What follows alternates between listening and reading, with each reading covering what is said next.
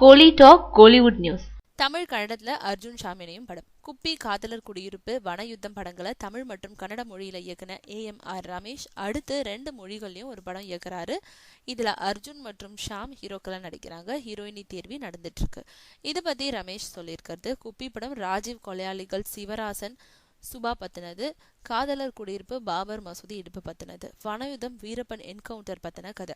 இப்படி நான் எடுத்த படங்கள் எல்லாம் உண்மை சம்பவங்களோட அடிப்படையில் அமைஞ்சது. இந்த படமும் அப்படிதான். இது என்ன சம்பவம்னு இப்போதைக்கு சொல்ல முடியாது. அர்ஜுன் ஷாம் 2 பேருமே கன்னட ரசிகர்களுக்கும் அறிமுகமானவங்கன்றதுனால 2 பேரும் நடிக்கிறாங்க. இவங்க தவிர கன்னடத்துக்கும் தமிழுக்கும் தனித்தனி நடிகர் நடிகைகள் நடிக்கிறாங்க. கன்னடத்துல கேம்னு டைட்டில் வச்சிருக்கோம்.